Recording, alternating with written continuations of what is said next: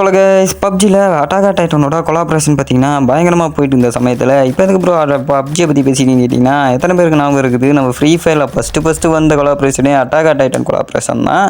அந்த ஒரு பட்சத்தில் பார்த்தீங்கன்னா நம்ம கேம்குள்ளே விட்ட என்னென்ன பண்டில் கன் ஸ்கின்னை பற்றி பார்த்துருவோம். டாப் 3ல் இருக்கிறது அட்டாக் டைட்டனில் வந்து ஆர்மர் டைட்டன் பண்டில் தான் கைஸ். இது நம்ம இந்தியன் சர்வருக்கு வந்துருச்சு. அதுவும் பார்த்தீங்கன்னா இந்த பண்டிலை எடுக்கிறதுக்கு 1000 டைமண்டுக்கு மேலே ஏதோ செலவாயிருக்குன்னு நினைக்கிறேன். எத்தனை பேர் இந்த பண்டில் எடுத்தீங்கன்னு சொல்லுங்கள்.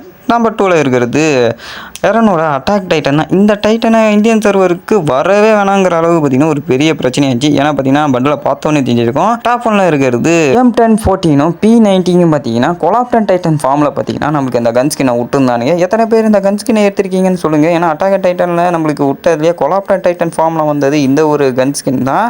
பார்த்தா கொலாப்டன் டைட்டன் நம்மளுக்கு பண்டிலாக கொடுக்கறதுக்கு பதிலாக கன் ஸ்கின்னாக கொடுத்துட்டாங்க மக்களே. ஓகே கைஸ், இந்த வீடியோ அதில் முடிச்சுக்கிறேன். அடுத்த ஒரு ஆசமான வீடியோ தெரிஞ்சுக்கிறேன். Take bye bye tata. Thank for வாட்சிங்.